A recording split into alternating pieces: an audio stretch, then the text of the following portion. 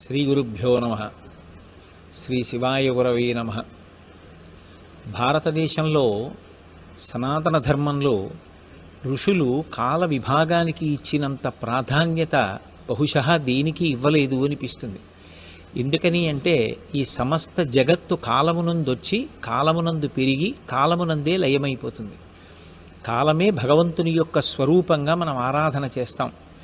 అటువంటి ఆరాధన క్రమంలో కాలాన్ని సద్వినియోగం చేసుకోవడానికి ఏ కార్యమునందు ఏ సమయమును పాటించాలి అనేటటువంటి దానికి మనందరికీ కూడా మార్గనిర్దేశనం చెయ్యడం కోసం చక్కటి కాల విభాగం చేసి ఋషులు మనకు అందించారు. అందులో మొట్టమొదటి ప్రమాణము ఒక సంవత్సరం. సంవత్సరాన్ని మళ్ళీ 2 ఆయనములుగా విభజించారు. ఒకటి దక్షిణాయనము, ఒకటి ఉత్తరాయణము. మళ్ళీ ఆ ఆయనము మాసములుగా విభజింపబడింది. మళ్ళీ ప్రతి మాసము 2 పక్షములు. ప్రతి పక్షము కూడా మళ్ళీ వారములుగా విభజింపబడింది. వారము రోజులుగా, రోజులు రాత్రి పగలుగా, మళ్ళీ అవి గంటలుగా, గంటలు హోరలుగా, హోరలు నిమిషములుగా, నిమిషములు క్షణములుగా, ఇలా ఎంత సూక్ష్మతరమైనటువంటి స్థితి వరకు విభాగం చేయొచ్చో అంతవరకు కాలాన్ని విభాగం చేశారు. అందులో సంవత్సరం అనేటటువంటిది అత్యంత ప్రధానమైనటువంటి ప్రమాణం. ఇక రేపటి రోజు నుంచి శ్రీ విళంబినామ సంవత్సరం ప్రారంభమవుతోంది. కొత్త సంవత్సరం ప్రారంభం అవడాన్నే ఉగాది, యుగాది అని పిలుస్తూ ఉంటారు. అసలు ఈ యుగ ప్రారంభం అనేటటువంటిది ఆ రోజునే సృష్టిలో ప్రారంభమైనటువంటి కారణం చేత దానికి యుగాది అన్న పేరు, ఉగాది అన్న పేరు వచ్చాయి అని పెద్దలు చెప్తూ ఉంటారు. ఆ రోజున మనం నిర్వర్తించవలసినటువంటి కార్యక్రమాల్ని కూడా ఋషులు నిర్ణయం చేసి ఉంచారు. ఆ రోజు సూర్యోదయాత్ పూర్వమే నిద్రలేచి, సాధ్యమైతే సూర్యోదయానికి 88 నిమిషముల ముందుగా నిద్రలేచి తైలభ్యంగం చేసుకోవాలి. అంటే మొట్టమొదట నువ్వుల నూనె ఒంటికి అలదుకుంటారు. ఎందుచేత అంటే నువ్వుల నూనె శరీరమునకు అలదుకున్న కారణము చేత అలక్ష్మి పరిహారమవుతుంది అని. అలా అలక్ష్మిని పరిహారం చేసుకోవడం కోసం, శరీరంలో ఆరోగ్యాన్ని పెంపొందింప చేసుకోవడం కోసం తైలమర్దనం అనేటటువంటిది ప్రధానమైనటువంటి అంశంగా నిర్ణయింపబడింది. అలాగే తదనంతరం పెద్దల యొక్క ఆశీర్వచనాన్ని తీసుకుని స్నానాన్ని నిర్వర్తిస్తారు. అందున శిరపూర్వకమైనటువంటి స్నానం అంటే తలస్నానాన్ని చేసి, నూతన వస్త్రధారణ చేసి, నిత్యకర్మలు ఏవి నెరవేర్చవలసి ఉంటుందో వాటిని నెరవేర్చి భగవంతుని యొక్క ఆరాధన చేస్తారు. ఆ ఆరాధన చేసినప్పుడు ప్రతివారు కూడా తప్పకుండా ఆ రోజున ఒక విశేషమైనటువంటి ప్రసాదాన్ని తయారు చేసి భగవంతుడికి నివేదన చేస్తారు. యత్షాదౌ నింబసుమం అని శర్కరామ్లఘృతైర్యుతం భక్షితం పూర్వయామిస్య తద్వర్షం సౌఖ్యదాయకం అని ప్రమాణం. ఆ ప్రసాదాన్ని తయారు చేసేటప్పుడు యద్వర్షాదౌ నింబసుమం శర్కరామ్లఘృతైర్యుతం, ఆ ప్రసాదంలో ప్రధానమైనటువంటి అంశం వేప పువ్వు. దాని పేరే నింబసుమం. నింబ అన్న మాటకు అర్థమేమి అంటే ఆరోగ్యం నయతీతి ఇది నింబః అని. ఏది మనుష్యునకు విశేషమైనటువంటి ఆరోగ్యప్రాయిని అయి ఉంటుందో, దేని గాలి, దేని యొక్క సమస్త పదార్థములుగా ఆరోగ్యమునకు హేవులై ఉంటాయో దాన్ని నింబ అని పిలుస్తారు సంస్కృతిలో. నింబ వృక్షము అంటే వేప చెట్లు. వేప పువ్వు ఆశయంలోనే వస్తుంది. అటువంటి వేప పువ్వుతో ప్రధానంగా ఈ పదార్థాన్ని తయారు చేసి నివేదన చేస్తారు. అందుకే యద్వర్షాదౌ నింబసుమం శర్కరామ్లఘృతైర్యుతం, పంచదారతో కలిపి అథవా కొన్ని చోట్ల బెల్లము మంగళద్రవ్యం కాబట్టి ఆ బెల్లంతో కలిపి ప్రసాదాన్ని తయారు చేస్తారు. శర్కరామ్ల, ఆమ్ల అంటే చింతపండు. చింతపండు పుల్లని పదార్థము కాబట్టి ఆ పుల్లని పదార్థమైనటువంటి ఆ చింతపండు రసంలో కలిపి ఘృతైర్యుతం, అందులో ఆవు నీతిని కలుపుతారు. ఈ ఘృతము, నెయ్యి అనబడేటటువంటి పదార్థం చాలా విశేషమైనటువంటి పదార్థం. అది వ్యాపించేటటువంటి లక్షణాన్ని కలిగి ఉండి కరిగిపోయేటటువంటి స్వభావంతో ప్రధానంగా అగ్నిహోత్రం చేసినప్పుడు, హోమాదులు చేసినప్పుడు వ్రేల్చడానికి ఉపయోగపడేటటువంటి పదార్థం. అమృత సమానమైనటువంటిది. అందుకే ఘృతీయుతం, ఆవు నీతిని కలుపుతారు. ఇక ఆ పైన కొంతమంది ఆ సమయంలో వస్తాయి కాబట్టి కొత్తగా వచ్చినటువంటి ఆ మామిడి పిండిల యొక్క ముక్కలు కూడా కలుపుకునేటటువంటి సంప్రదాయం ఉంది. కానీ ప్రధానంగా యద్వర్షాదౌ నింబసుమం శర్కరాంబ్ల ఘృతైర్యుతం భక్ష్యం పూర్వయామే, సూర్యోదయా పూర్వమే పూజ పూర్తి చేసి అటువంటి పదార్థాన్ని భగవంతునికి నివేదన చేసి ప్రసాదంగా స్వీకరిస్తారు. అందులో ఉండేటటువంటి ప్రధానమైనటువంటి లక్షణం ఈశ్వరానుగ్రహం చేత మనం ఆరోగ్యంగా ఉండాలి అని. మొట్టమొదట శరీరము ఆరోగ్యంగా ఉంటే ఇది భగవంతుడిచ్చినటువంటి గొప్ప ధర్మ సాధనకు సంబంధించిన ఉపకరణం కనుక దీన్ని ఆధారం చేసుకుని ధర్మానుష్ఠానం చెయ్యగలుగుతాడు. అందుకే కొత్త సంవత్సర ప్రారంభంలో మొట్టమొదట శరీర ఆరోగ్యం పట్ల నేను శ్రద్ధ పెడతాను అన్న విషయంలో పునరంకితుడు కావడానికి ఆ వేప తినిపిస్తారు. రెండోది, అసలు ప్రారంభంలోనే కొద్దిగా చేదు ఉన్నటువంటి పదార్థంతో ప్రారంభం చేయడం ఎందుకు అంటే, ఎప్పుడైనా సరే కష్టపడడం అనేటటువంటిది అంత తేలికగా ఉండదు. ఏ పని చెయ్యకుండా సోమరితనంతో కూర్చోమంటే హాయిగా ఉండొచ్చు, కానీ కష్టపడడం అనేటటువంటిది చేదుగా ఉన్నా దాన్ని ప్రయత్నపూర్వకంగా స్వీకరించాలి. ఎవరు బాగా కష్టపడడానికి సిద్ధపడతాడో వాడు అనేకమైన ప్రతిబంధకములను ఎదుర్కొంటాడు. గొప్ప విఘ్నములు వస్తాయి. ఆయన మొక్కవోనటువంటి ధైర్యంతో దీక్షతోటి ఆ అడ్డొచ్చినటువంటి ప్రతిబంధకములను తొలగించుని దాటి ముందుకు వెళ్ళి లక్ష్య సాధన చెయ్యాలి. అలా లక్ష్య సాధన చెయ్యగలిగితే దాని వలన కృతకృత్యుడవుతాడు. అలా కృతకృత్యుడు కావడానికి నాకు అటువంటి బలం కలగాలి, మనోబలం కలగాలి, శరీరము దానికి తగినటువంటి రీతిలో నాకు సహకరించాలి. అందుకే చేదు తిని ప్రారంభం చేశాడు అంటే కష్టపడడం మొదలుపెట్టాడు. ఈ కష్టపడడం మొదలుపెట్టిన దానికి ఫలితం ఎప్పుడు వస్తుంది అంటే మళ్ళీ భోగి పండగ. భోగి అంటే భోగం అనుభవించడం.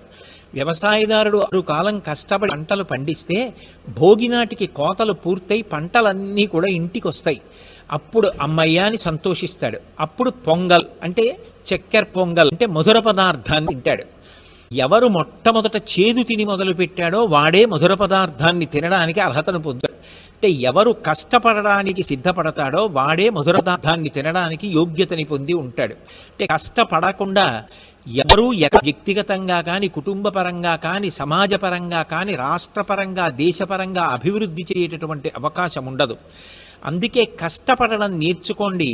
భగవంతుడిచ్చిన అపూర్వమైన ఉపకరణము కనుక శరీరము పట్ల శ్రద్ధ పెట్టి చక్కగా ఆరోగ్యంతో ఉండి మనసుకి మంచి విషయాలను ఆలంబనంగా ఇచ్చి ధర్మానుష్ఠానం చేసి సమాజము యొక్క అభ్యున్నతి కొరకు ప్రయత్నించి కీర్తి కండి అని చెప్పడం, ఆ ప్రసాదాన్ని స్వీకరించండి అని చెప్పి అందులో వాడవలసినటువంటి పదార్థములను కూడా నిర్దేశించడం వెనక ఉన్నటువంటి తాత్పర్యం.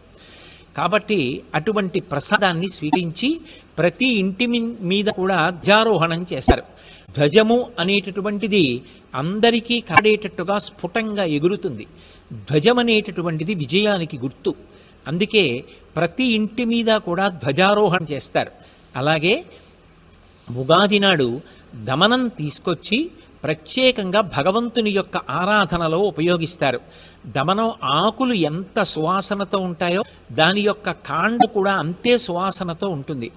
ఆద్యంతము సువాసనాభరితైనటువంటి దమనము ఎలా అయితే అందరి చేత కూడా ఆకర్షించి చక్కగా కీర్తిపడుతోందో, నేను కూడా నా నడవడి చేత అందరి చేత ఆమోదయోగ్యమైనటువంటి ప్రవర్తనతో కీర్తివంతుడను కావాలి అని, అటువంటి కీర్తివంతుడను కావడానికి తగినటువంటి నడవడిని నాకు ప్రసాదించమని భగవంతుణ్ణి కోరడమే ఆ దమనంతో పూజ చేసేటటువంటి విధానం. ఇక తప్పకుండా ఆ రోజున పంచాంగ శ్రవణం చేస్తారు. పంచాంగము అనేటటువంటిది 5 అంగములతో కూడుకుని ఉంటుంది. తిథి, వారము, నక్షత్రం, యోగము, కరణము. ఈ 5టి సమాహార స్వరూపము కనుక 5టిని అంగములుగా పొంది ఉంటుంది కాబట్టి దానికి పంచాంగము అని పేరు వచ్చింది. పంచాంగము జ్యోతిష శాస్త్రం అందు అంతర్భాగం. జ్యోతిషము వేద పురుషునికి నేత్రస్థానంలో ఉంటుంది. మనం చూడండి, కన్నులు లేనివారు అనుకోండి, దగ్గరగా ఉన్న విషయాన్ని చేతితో ముట్టుకుని అది ఏదో తెలుసుకోవలసి ఉంటుంది. కన్నులు ఉన్నవాడు అనుకోండి, దగ్గర దాకా వెళ్ళి ముట్టుకోక్కర్లేదు, దూరంగా ఉన్నదని కంటితో చూసి ఇది ఈ వస్తువు అని నిర్ణయించుకోడు. వేదపురుషునికి నేత్రస్థానంలో జ్యోతిషము ఉన్న కారణంగా గ్రహగతులను నిర్ణయిస్తుంది. రాబో కాలం ఎలా ఉంటుంది, శుభాశుభ పరిణామములు ఎలా ఉంటాయి, లెక్కగట్టగలిగినటువంటి ప్రజ్ఞతో కూడినటువంటి శాస్త్రమునకే జ్యోతిషమని పేరు. అటువంటి జ్యోతిషమునందు ప్రధానమైనటువంటి అంగములైన తిథి, వార, నక్షత్ర, యోగ, కరణముల యొక్క సమాహార స్వరూపమై పంచ అంగములతో కూడుకున్నది కనుక దానికి పంచాంగము అని పేరు. ఇందులో ఈ 5టిని ప్రతిరోజు పరిశీలించినటువంటి కారణ చేత 5 ఫలితములు కలుగుతాయి అని మనకి పెద్దలు చెప్తారు. ప్రతిరోజు తిథిని పరిశీలించినటువంటి కారణం చేత సంపద కలుగుతుంది అని. అలాగే ప్రతిరోజు వారాన్ని పరిశీలనం చేస్తే దాని వలన ఆయువు వృద్ధి పొందుతుంది అని. అలాగే నక్షత్రము ఏది అన్నది తెలుసుకుని ఆ నక్షత్రము యొక్క పాదములను పరిశీలనం చేసిన కారణం చేత పాప వినాశనము జరుగుతుంది అని. అలాగే యోగము చేత రోగము నశించడం, కరణము చేత విజయము సంభవించడం జరుగుతాయి. అంటే కాలము యొక్క విభాగాన్ని బాగా పరిశీలించడం అలవాటైతే కాలం యొక్క విలువ ఏమిటో మనిషి గుర్తిస్తాడు. కాలము యొక్క విలువ తెలుసుకున్ననాడు ఈ కాలమును సద్వినియోగము చేసుకున్ననాడే నేను కాలాతీతుడనవుతాను తప్ప కాలమును దుర్వినియోగము చేసి నేను కాలమునందు మళ్ళీ పుట్టి మళ్ళీ మరణించి ఇలాగే అనేక జన్మలు ఎత్తవలసి ఉంటుంది. పైగా కీర్తివంతు కావడం అనేటటువంటిది కేవలము కాలమును సద్వినియోగం చేసుకోవడం మీద ఆధారపడి ఉంటుంది. మనిషి జీవితానికి అభ్యున్నతిని కల్పించగలిగినటువంటి ఏ 5టి పరిశీలనం చేత వస్తాయో ఆ 5టి సమాహార స్వరూపమే పంచాంగమైంది. ఈ పంచాంగంలో గ్రహముల యొక్క గతులనన్నిటినీ కూడా చెప్పి రాశి ఫలితములను చెప్తారు. ఏ రాసులలో ఏ నక్షత్రపాదముల వారు జన్మించారో దానిని విని దానిని బట్టి వారికి రాబోయేటటువంటి సంవత్సరంలో శుభాశుభ ఫలితములు ఎలా ఉంటాయన్న దాని విషయంలో ఒక అవగాహనకి వస్తారు. అందుకే పంచాంగములు కేవలం విన్న కారణం చేత కొన్ని విశేషమైనటువంటి ఫలితములు కలుగుతాయి అని మనకి పెద్దలు చెప్తున్నారు. శ్రీకళ్యాణ గుణావహం రిపుహరం దుస్వప్న దోషాపహం గంగాస్నాన విశేష పుణ్యఫలదం గోదాన తుల్యం నృణాం ఆయుర్వృద్ధిదముత్తమం శుచికరం సంతాన సంపత్ప్రదం నానాకార్య సాధనం సముచితం పంచాంగమాకర్ణ్యతాం అంటారు. అనేకమైనటువంటి కార్యములను నిర్వహించవలసి వచ్చినప్పుడు ఆ కార్యములను నిర్వహించడానికి దేన్ని ఆలంబనం చేసుకుంటారు అంటే పంచాంగాన్ని ఆలంబనం చేసుకుంటారు. అందుకే నానాకార్య సుసాధనం, అనేకమైనటువంటి కార్యములను చెయ్యడానికి సాధనంగా పంచాంగం ఉపయోగపడుతుంది.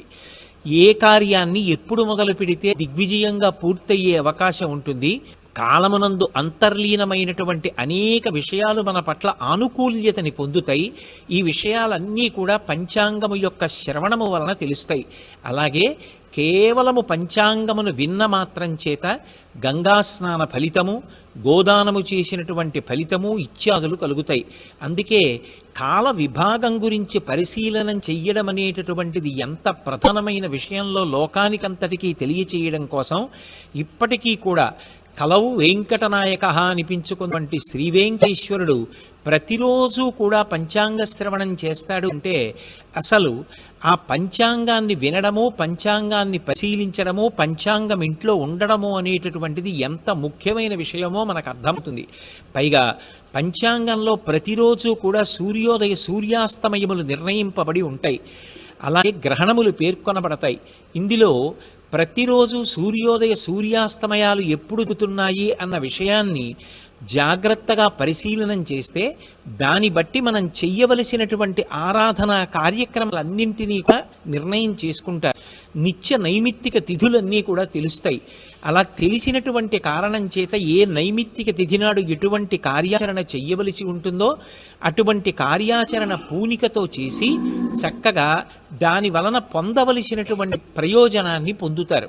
అందుకే పంచాంగమాకర్ణ్యతాం, కనీసం పంచాంగాన్ని మనం చదువుకోకపోయినా ప్రతి సంవత్సరంలోనూ కూడా మొట్టమొదటి రోజున ఆ ఉగాది నాడు పంచాంగ శ్రవణం చేస్తారు. ఇందులో ఒక విషయాన్ని గమనించవలసి ఉంటుంది. గ్రహములు జాతకంలో సంచారం చేస్తున్నప్పుడు మిశ్రమ ఫలితాలను ఇస్తాయి. ఇది మర్త్యలోకం, కేవలము శుభములు ఉండవు, కేవలము అశుభములు ఉండవు, శుభాశుభ సమ్మేళనంగా ఉంటుంది. కానీ మనిషి తెలుసుకోవలసినది మాత్రం ఒక్క విషయాన్ని బాగా గమనించాలి. శ్రీకాళహస్తి శతకం చేస్తూ దుర్జటి మహాకవి ప్రతిపాదన చేస్తాడు. గ్రహదోషంబులు దుర్నిమిత్తములు నీ కళ్యాణ నామంబు ప్రత్యహమున్ పేర్కొను ఉత్తమోత్తముల బాధం పెట్టగానూపునే దహనం కప్పకజాలునే శలభ సంతానంబు నీ సేవచేతి హత క్లేశులు కారుకాక మనుజుల్ శ్రీకాళహస్తీశ్వరా అంటాడు. నీ సేవ చేసి హతక్లేశులు కారుకాక మనుజుల్ శ్రీకాళహస్తీశ్వరా. గ్రహములు ఆ జనన సమయాన్ని బట్టి ఒక సంవత్సరంలో కొన్ని ఫలితాలను ఇవ్వడానికి సిద్ధంగా ఉండవచ్చు, కానీ అధిగమించడానికి కూడా ఒక అవకాశం ఉంటుంది. దేని చేత అధిగమిస్తారు? రావలసినటువంటి అశుభ పరిణామం చాలా ఉపద్రవంతో కూడుకున్నది, భయంకరమైనది అయినప్పటికీ కూడా అది తప్పించుకునేటటువంటి సాధనం ఒకటి ఉన్నది. ఏది ఆ సాధనము అంటే, నీ కళ్యాణ నామంబు ప్రత్యహమున్ పేర్కొను ఉత్తమోత్తముల బాధం పెట్టగానూపునే. భగవంతుని యొక్క నామ సంకీర్తనం ప్రతిరోజు చెయ్యడానికి అలవాటు పడినటువంటి వాడెవరుంటాడో అటువంటి వాణ్ణి గ్రహములు కూడా బాధించవు. ప్రతిరోజు భగవన్నామం తెలిసి కానీ తెలియక కానీ చెప్పగలగడం ఒక అదృష్టం. అయితే కేవలం నామం చెప్పడం వల్ల ప్రయోజనం కలుగుతుంది అన్న మాటకి ఎంత సారమున్నదో దాని యొక్క కొనసాగింపు కూడా అంత సారవంతము. ఎందుకంటే భగవంతుని యొక్క నామములు గౌణములు, అవి కేవలం ఏదో భగవంతుడికి బాలసారి చేసి పెట్టిన పేల వంటివి కావు.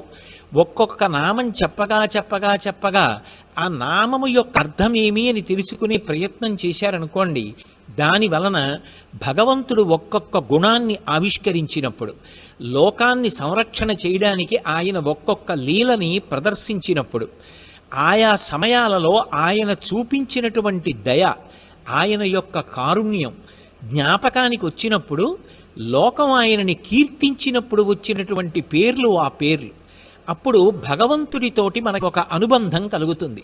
భగవంతుడితో అనుబంధం కలిగితే ఆయన ఎలా చెప్పాడో అలా బ్రతకడం గొప్ప అని అలాటవుతుంది. ఆయన ఎలా చెప్పాడో అలా బ్రతికితే ధర్మాన్ని పాటించినట్టు అవుతుంది. ధర్మాన్ని పాటిస్తే మనము ప్రశాంతంగా ఉంటాం, లోకము ప్రశాంతంగా ఉంటుంది. అంటే నిజానికి సమాజము యొక్క శాంతి భద్రతలన్నీ దేని మీద ఆధారపడి ఉన్నాయి అంటే ధర్మాచరణము వలన మాత్రమే సాధ్యమవుతాయి. అటువంటి ధర్మాచరణము చెయ్యడానికి మొట్టమొదట అసలు సమన్వయం ఎక్కడ కలుగుతుంది అంటే భగవన్నామాన్ని పలకడంలో ఉంటుంది. అందుకే పంచాంగ శ్రవణము చేసి ఒకవేళ గ్రహగతులు అంత బాగా లేదు, ఆనుకూల్యత ఎక్కువగా లేదు అంటే దాని గురించి బెంగ పెట్టుకోవలసినటువంటి అవసరం లేదు. ఏ బెంగ పెట్టుకోకుండా చక్కగా భగవంతుణ్ణి నమ్ముకుని ధర్మ మార్గంలో ప్రయాణం చేస్తే వాడు చేతికి నూనె రాసుకుని పనసతొనలు తీసిన వాడితో సమానం. పనసతొనలు ఎంత జిగురుగా ఉన్నా, పనసపాలు ఎంత చేతికి అంటుకునే లక్షణమున్నవైనా, చేతికి నూనె రాసుకుని తొనలు తీసేవాడికి చేతికి ఆ జిగురు అంటుకోదు. అంటుకోకుండా నూనె కాపాడుకుంటుంటుంది. అలాగే ధర్మ మార్గంలో ప్రవర్తించిన వారికి భగవంతుని యొక్క అనుగ్రహం ఉంటుంది. భగవద్ అనుగ్రహం ఎవరికి ఉంటుందో అటువంటి వాణ్ణి గ్రహములు కూడా చెనకి విశేషంగా బాధ పెట్టవు. అందుకేగా శ్రీకాళహస్తి క్షేత్రంలో నవగ్రహములను కూడా భగవంతుడు కవచంగా ధరించాడు. ఆయన గొప్పవాడా, ఆయన కవచము గొప్పదా అంటే కవచము ఆయనకి ఉపకరణము అంతే. కాబట్టి ఆయన కట్టుకోవడం వల్ల ఆ కవచానికి గొప్పతనం వచ్చింది. ఆయన శాసనమునకు గ్రహములు కూడా వశవర్తులై ఉంటాయి. కాబట్టి ఎవరు భగవద్భక్తిని ధర్మ మార్గాన్ని అనుష్ఠిస్తారో వాళ్ళు గ్రహగతులు ఏవో కొద్దిగా తేడాగా ఉన్నాయని బెంగ పెట్టుకోవలసినటువంటి అవసరము ఎంత మాత్రమూ ఉండదు. అలాగే బాగా అనుకూలంగా ఉంది, నాకు బాగా కలిసి వస్తుంది, విశేషమైన శుభాలు జరుగుతాయి అన్నప్పుడు దాని వలన గర్వపడవలసినటువంటి అవసరం కూడా ఉండకూడదు. ఇదంతా భగవంతుని యొక్క అనుగ్రహము అని ప్రసాద బుద్ధితో స్వీకరించి, ఇలాగే నేను శుభములను పొందాలి అంటే భగవంతుని యొక్క అనుగ్రహమునకు పాత్రుడనై ఉండాలి అని చెప్పి బాగా ధర్మాచరణమును కొనసాగించవలసి ఉంటుంది. అందుకొరకు ప్రతివారిని కూడా ఆ రోజున పంచాంగం తప్పకుండా వినండి అంటారు. ఒకవేళ మనం చదువుకోవడం రానివారమైన పంచాంగమును శ్రవణము చేసినా కూడా దాని వలన అంతే ఫలితం ఉంటుంది. అలాగే ఈ ఉగాది నుంచి వాతావరణం అంతా కూడా తపింపచేసేటటువంటి లక్షణాన్ని పొందుతుంది. అందుకే సర్వసామాన్య భూతేభ్య ప్రతిపాదిత ప్రపాదానము అంటారు. ప్రపాదానము అన్న మాటకు అర్థం ఏమంటే వాతావరణం తపింపచేసేటటువంటి లక్షణంతో ఉంటుంది కాబట్టి సమస్త ప్రాణులు దాహము చేత శోషించిపోతాయి. నీరు తగ్గిపోయిందనుకోండి, ప్రాణములు తమ తమ స్థానముల నుంచి పైకి లేచిపోతాయి, స్పృహ తప్పిపోతాయి. అందుకే అన్నిటికన్నా గొప్పది ఏది అంటే నీటిని ఇవ్వడం. రేపటి రోజున చలివేంద్రం పెట్టలేని వాళ్ళు ఎవరుంటారో చలిపందిరి అని పిలుస్తారు, చలివేందరము అని పిలుస్తూ ఉంటారు. అది పెట్టడం రాని వాళ్ళు కనీసం ఒక ఉదక కుంభాన్ని, మంచినీటితో కూడుకున్నటువంటి ఒక కుండని పట్టుకెళ్ళి ఎవరికైనా ఇచ్చి, అయా మీరు ప్రతిరోజు ఇందులో నీళ్లు పోసుకొని చల్లటి నీళ్లు తాగండి అని ఉదక కుంభాన్ని ఇస్తారు. ఇచ్చినప్పుడు చల్లటి నీటితో ఇస్తారు. అథవా ఒక్కరు నిర్వహించలేకపోతే అందరూ కలిసి ఎవరు ఎంత ఇవ్వగలరో అంత సొమ్మిచ్చి రేపటి నుంచి జలం మాస చతుష్టయం అని, ఏ మాసంలో ఏ ప్రథమ దివసంతో కొత్త సంవత్సరం ప్రారంభమవుతోందో ఆ చైత్రమాసం నుంచి 4 నెలల పాటు ఆ చలిపందిరి మించి వెళ్ళిపోయేటువంటి బాసారులందరికీ కూడా తనివి తీరా తృప్తిగా తాగడానికి కావలసినటువంటి చల్లటి నీటిని ఇస్తారు. అలాగే ఒక్క మనుష్యులకే కాదు, సమస్త భూతములు నీటి కోసం కటకటలాడిపోతాయి. అందుకే అవి స్వేచ్ఛగా వచ్చి నీరు తాగి సంతృప్తి పొందడానికి వీలుగా అవి నీరు తాగడానికి వీలైనటువంటి సౌకర్యాన్ని కల్పిస్తారు. ఒకరు సమస్త భూతముల యొక్క బాధని తెలుసుకొని దాన్ని తీర్చే ప్రయత్నం చేయడం, ఒక్కరుగా చేయలేకపోతే అందరూ కలిసి చేయడం. అలా ఒకరి కొరకు అందరూ, అందరి కొరకు ఒకరు అని నిలబడగలిగినటువంటి స్థితిని ఉగాది పండగ మనకి నేర్పుతుంది. అందరం ఇప్పటి రోజున చక్కగా ఇలా ఉగాది పండగకి సంబంధించినటువంటి కార్యక్రమాలన్నింటినీ కూడా నిర్వర్తించి భగవంతుని యొక్క పరిపూర్ణమైనటువంటి అనుగ్రహకు పాత్రులవుదాం. సంవత్సరానికి మొట్టమొదటి నెలలో మొట్టమొదటి తిథితో ప్రారంభమవుతోంది కాబట్టి తల్లిదండ్రుల పాదములకు నమస్కరించి, అలాగే గురువులు, సాధుపురుషులు, యతిపురుషులు, గొప్ప విద్వాంసులు, లోకహితము కొరకు ప్రయత్నించేటువంటి వారు, వారికి నమస్కరించి వారి ఆశీర్సులు పొందుదాం. ఈ కొత్త సంవత్సరంలో రాష్ట్రము దేశము వృద్ధిలోకి వచ్చి అన్ని విధాలా అందరూ సంతోషంగా ఉండి శాంతి భద్రతలతో ఆనందంగా ఉండాలని, దానికి తగిన సమస్త విభూతులను భగవంతుడు తన హేతుక కృపాకటాక్ష వీక్షణముల చేత మనకి అనుగ్రహించాలని ఆయన పాదములు పట్టి ప్రార్థన చేస్తూ అసంఖ్యాకమైనటువంటి శ్రోతలకు, ప్రేక్షకులకు శ్రీ విళంబినామ సంవత్సర శుభాకాంక్షలను తెలియచేస్తూ స్వస్తి.